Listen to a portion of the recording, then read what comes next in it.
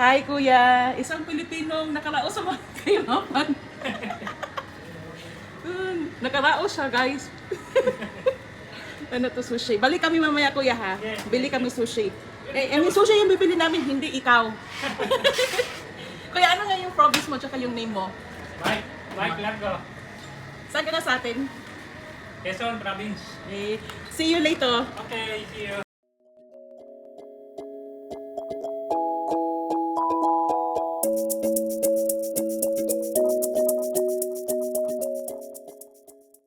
Hi guys, I'm Harty from Davao City and nag-breakfast kami guys. Now we're just having breakfast and waiting for the sushi to be prepared. Nasa ano kami ngayon sa bakery and we love all the bread here. So, say hi baby. Hi! Welcome to my vlog guys. So bago kami pumunta doon sa Calling Shopping Center, meron muna ako appointment sa chiropractor ko kasi I need adjustment. So every month meron akong time sa chiropractor ko. It costs around nasa mga approximately 336 kroner per appointment. Dito sa Denmark guys, time is gold. So dapat hindi ka late pag pumunta ka sa appointment mo. On time talaga palagi. Kasi pag late ka guys, meron ng next appointment. So it means canceled na yung ano mo, appointment no. Wala ditong yung parang ano lang walk-in and waiting. Walang ganun dito sa Denmark. So after no appointment namin guys, is dumiretso na kami sa yung nga sa shopping center and then nag-breakfast kami and dito sa Denmark guys, you can have breakfast sa mga cafe. But yung breakfast mo na talaga dito are breads. Hindi katulad sa atin sa Pinas na pag nagsabi tayo ng breakfast, merong mga rice, ganun. Dito talaga guys are breads. This cafe is one of my favorite place to have breakfast. Ang tawag sa cafe na ito is Sis Bakery in Danish. In English is Sis Bakery. Ang cute guys. Ang cute. May ulam. Hello. Yeah, that's a really nice one. Looks good. That's Cosmo. Yeah. Cosmo. And I don't know what That one. Oh, that's Cosmo. Very yummy, Can we yummy. get that one after we eat? Not today because you're going to have sushi and you're going We're to gonna have sushi. yeah. We are. I am. And then this is That's favorite. dad's favorite, and this one also dad's favorite. And guess my And favorite. croissant. You know what I want to try to taste? That looks good, baby. After namin mag-breakfast at mag-shopping guys, bumalik kami doon sa sushi kung saan nag-work si Kuya Mike. And then bumili kami ng sushi doon. Ang sarap ng sushi dito banda sa entrance ng Calling Shopping Center. You want ginger wasabi? Yeah. I look like Philippine? One looks good, baby. These are all for me. No, I'm gonna eat them all. No, half for you, half for me. Stop is cow. We're going to have boba here. It's a Vietnamese restaurant. Here in Bilka. Different kinds of choices. Can I get the taro boba? Yeah, and taro boba. Yeah. Yes, that one. Big or small? Should we just get the small one? Sure. And then I think I'm going to order something here. So, bahila din ha?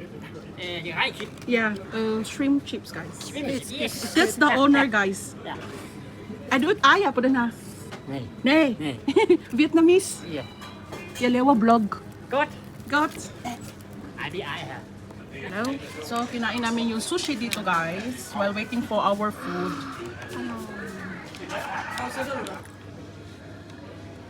Sushi again guys. Kasi malamig siya eh, masarap siya. And then afterwards, we're going to eat soup, right? Yeah. And your bubble tea.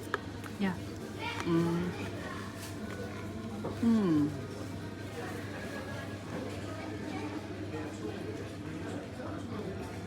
Yung nagbili ako ng sushi, hindi happy si kuya kasi sabi ko, ano ka Pilipino? Parang hindi matanggap na Pilipino siya. Gusto niya maging Vietnamese lang. Absolutely cinema. Yeah. And you eat the rest, baby, because I cannot anymore. I will just wait for the soup. Okay? Okay. Cinema.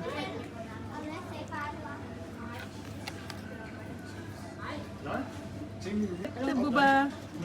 See? Purple. Purple. Her phone. Yes. Okay, open it. Wait. Yeah, good. Damn. This one costs, this is a large size. It costs, ito siya 500, 55 kroner. Tapos yung maliit doon is 45 kroner. Mura lang siya, guys. This is my Vietnamese soup. And that one. So yung in-order ko, guys, yung number 9. Yun, yung poop. 135 kroner. Yan. Sharing is caring, then if you care, then share. You eat too much of my food. I know. Oh. I have that one.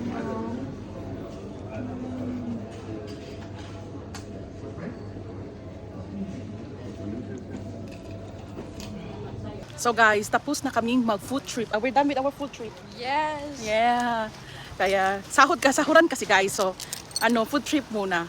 Ito yung lagi kong kasabay sa food trip. Actually guys, mahilig ako man libre no ng mga friends sa food trip, but I realize friends comes and goes, but my daughter is always the, right? So siya na yung nililibre ko na lang palagi. She's my company all the time. Thank you, baby. You're welcome, Mom. The very lucky girl today. I know. She got all the mama love. Yes. And now we need to go to the library. Are we going to library? Yeah. Okay. Because we need to return this book. All right. Let's peek. Read it. Thank you guys for watching our blog. We need to go home now, but first in library muna, and it's a rainy day in Denmark.